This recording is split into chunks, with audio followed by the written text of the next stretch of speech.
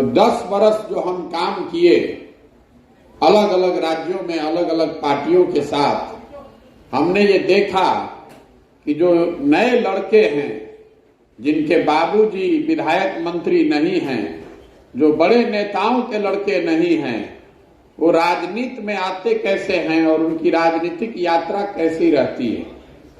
तो ज्यादातर युवा 20-25 साल की उम्र में जो राजनीति में आना चाहता है वो अपने इलाके के किसी दल या नेता के साथ जुड़ के अपनी राजनीतिक यात्रा शुरू करता है। राजनीतिक यात्रा शुरू करे के मतलब का बा, किसी दल या नेता से आप जुड़ गए, उसके नाम का पर्चा फाड़ लिया, उसके नाम का पट्टा गले में लगा लिए, या नेताजी के साथ भीड़ में ही सही कहीं सेल्फी खिंचा लिए। आप घर आए, आपने अपने और अपने मित्रों परिवारजनों को बताया कि आप अमुक दल में शामिल हो गए हैं या अमुक नेता के साथ आपने राजनीतिक जीवन की अपनी शुरुआत की है। 2-4-5 बरस तो लड़कों को पता ही नहीं चलता है कि इसमें करना क्या है। तो काम के नाम पर आप क्या करते हैं? नेताजी के आगे पीछे घूमना। नेताजी आ गए तो उनके नाम का जिंदाबाद का नारा लगाना। कहीं इलाके में धरना प्रदर्शन अगर बा तो नेताजी आने के पहले 2 घंटा से जाकर धरना प्रदर्शन करना।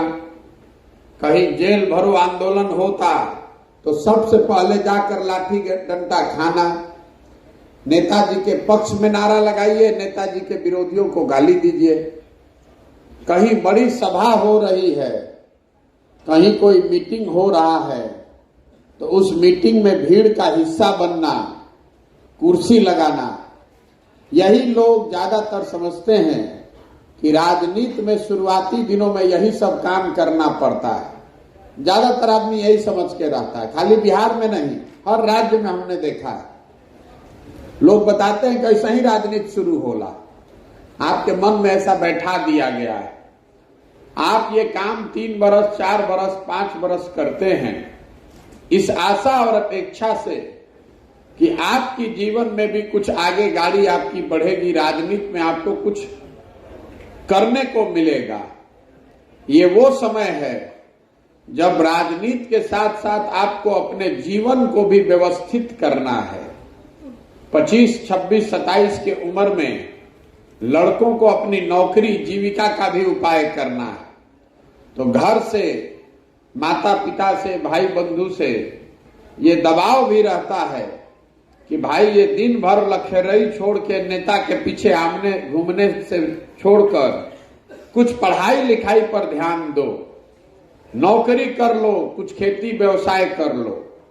उन सब दबावों के बावजूद घर से कई जगह पर डांट सुनकर भी झगड़ा करके छुप के आप नेताजी के साथ लगते हैं, क्योंकि आपके मन में इच्छा है, आशा है कि आप सामाजिक राजनीतिक क्षेत्र में अपनी पहचान बनाना चाहते हैं।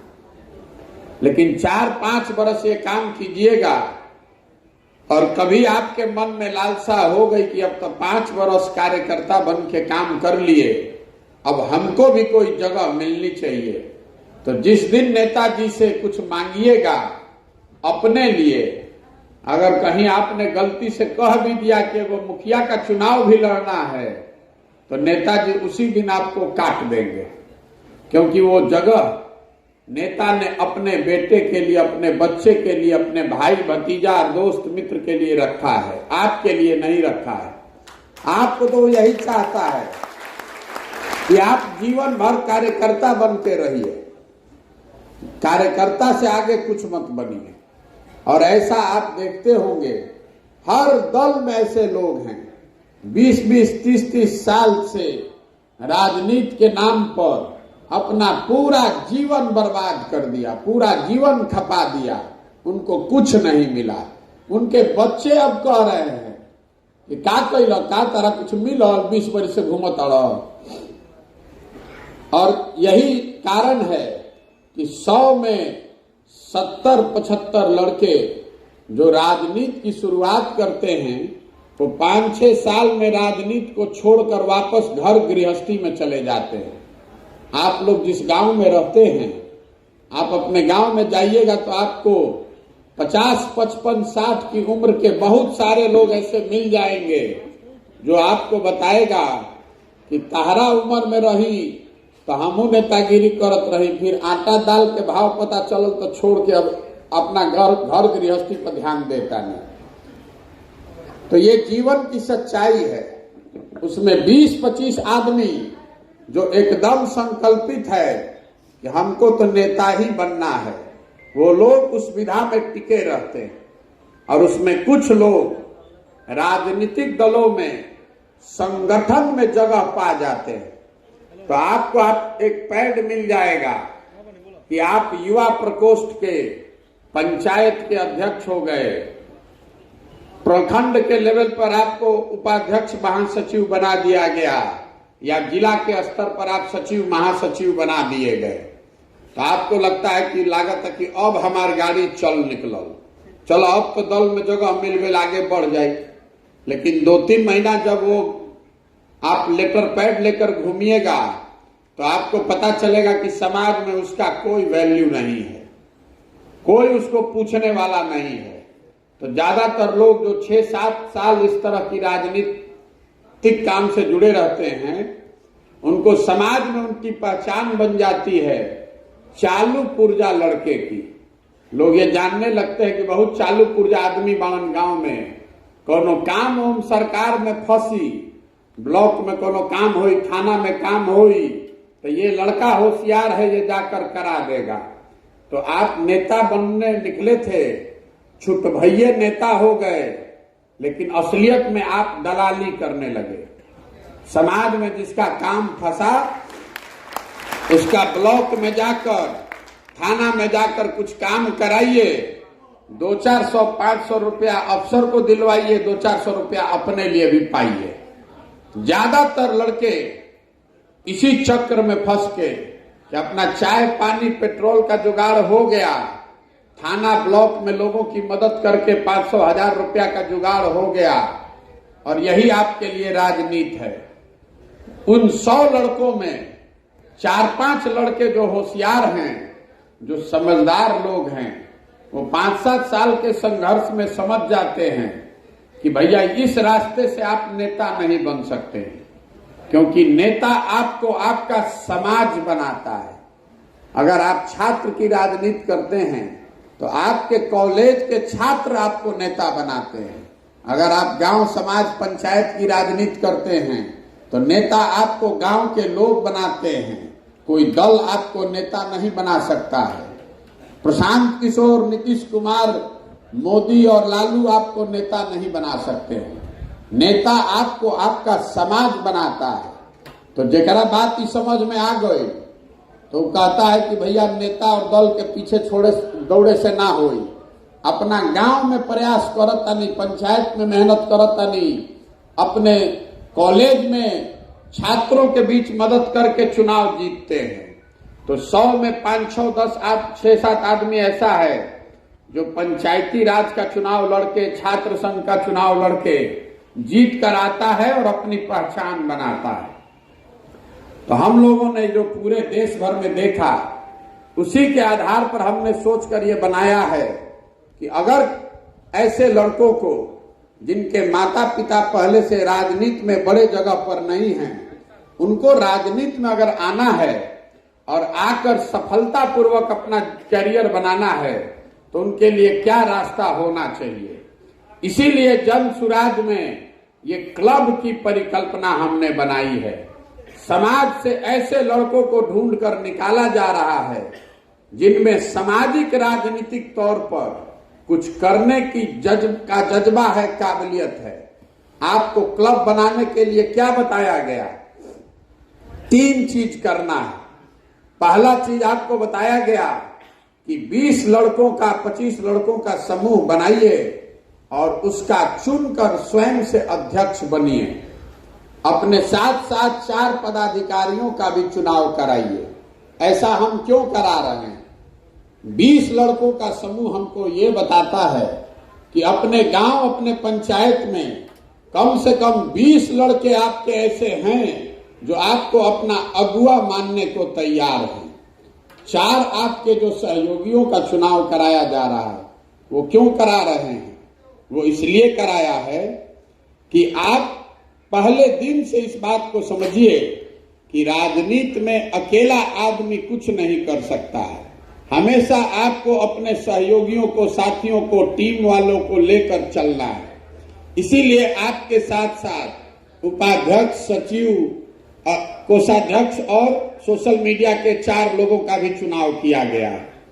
दूसरा बात आपको बताया गया कि व्हाट्सएप पर 100, 150, 200 लोगों का समूह बनाइए। तो बहुत लोगों को ये लग रहा है, बहुत आदमी के बुझाता कि व्हाट्सएप पर ग्रुप बनाकर प्रचार करने की बात है। तो आपको मैं बता रहा हूं कि ये प्रचार का माध्यम नहीं है। आपसे व्हाट्सएप का ग्रुप इसलिए बनाया गया है कि ये हमें पता चले कि अगर 20 लड़कों ने मिलकर ग्रुप बनाया है, क्लब बनाया है, एक आदमी अगर 5 व्यक्ति को भी जानता है तो 100 आदमी तो आपके क्लब के व्हाट्सएप ग्रुप में जरूर होना चाहिए। ऐसा न हो कि आप उड़ीसा में रहते हैं, आप बॉम्बे में रहते हैं और अपने पंचायत में ये क्लब खोल दिया है। इसलिए आपसे ये कहा गया है कि 100, 150, 200 लोगों को व्हाट्सएप पर जोड़िए। आप कितने लोगों को जोड़ते हैं इसमें हमारी कोई दिलचस्पी नहीं है। हम लोगों की दिलचस्पी है कि उस व्हाट्सएप ग्रुप को कितने लोग छोड़कर जा रहे हैं। जो लोग व्हाट्सएप ग्रुप छोड़कर जा रहे हैं तो हमको उससे 2 बात पता चलती है। जब कंप्यूटर पर उसका रिपोर्ट आता है तो हम लोग देखते हैं कि किस क्लब से ज्यादा लोग व्हाट्सएप ग्रुप से छोड़कर जा रहे हैं। लोगों का व्हाट्सएप ग्रुप से छोड़कर जाना 2 बात दिखाता है। पहली बात, या तो आपने बहुत सारे लोगों को बिना उनकी सहमति के उसमें जोड़ दिया है, बिना उनसे पूछे, बिना बात किए आपने उसका नाम जोड़ दिया, तो आदमी व्हाट्सएप ग्रुप छोड़कर जाएगा।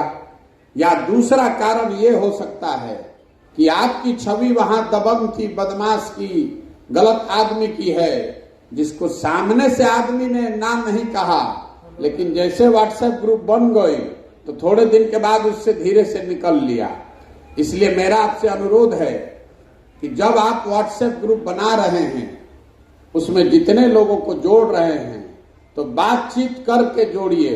अगर आपके क्लब के व्हाट्सएप ग्रुप से बहुत लोग छोड़कर जाएंगे तो आपके क्लब की गणना नीचे हो जाएगी और आगे के समय में आपको मदद करने में हम लोग को दिक्कत होगी। तीसरा चीज, आपको क्लब खोलने में एक किट भेजा गया है। महात्मा गांधी, बाबा साहब अंबेडकर संविधान का प्रस्तावना और एक कैरम बोर्ड। ऐसा क्यों किया जा रहा है? आप जरूरी नहीं है कि हर आदमी महात्मा गांधी का फॉलोअर हो, ये जरूरी नहीं है कि आप बाबा साहब के फॉलोअर हैं, लेकिन ये मेरी अपेक्षा है, जनसुराज की अपेक्षा है कि अगर आप समाज में राजनीति करना चाहते हैं तो कम से कम जो इस देश के बनाने वाले लोग रहे हैं उनसे आपका अनुराग हो चाहे न हो, उनके प्रति विद्वेष की भावना नहीं रखनी चाहिए। उनके लिए अपशब्द का प्रयोग मत कीजिए। आजकल हम लोग देख रहे हैं नए लड़के जिसको अपना नाम लिखने नहीं आता है वो भी महात्मा गांधी के बारे में कुछ गाली गलौज लिखता है, बाबा साहब के बारे में कुछ लिख दिया, सरदार पटेल के बारे में कुछ लिख दिया। अभी व्हाट्सएप और सोशल मीडिया के जमाना बा, किसी को गाली लिखने से, अपशब्द बोलने से आप बड़े नहीं बनते। इसलिए इस बात का ध्यान रखिए। इसीलिए ये फोटो आपको भेजा जा रहा है, संविधान का प्रस्तावना आपको पढ़ाया जा रहा है। इसलिए पढ़ाया जा रहा है कि उसमें 2 बातें लिखी हैं। ये जो पूरे देश में हम लोग की भावना बनती जा रही है कि एक आदमी कोई कुछ कर सकता है, तो संविधान की प्रस्तावना में पहला लाइन ही है, हम भारत के लोग। और उस प्रस्तावना खत्म होती है जिसमें लिखा है कि इस संविधान को आत्म अर्पित कर रहे हैं, मतलब हम खुद ही बना रहे हैं और अपने आप को दे रहे हैं, कोई बाहर से आकर हम लोग को नहीं देने वाला है। जो जन सुराज में हम बात बता रहे हैं कि अगर बिहार को सुधारना है तो बिहार के लोगों को, खासकर युवाओं को खड़े होकर ये व्यवस्था बनानी पड़ेगी। कोई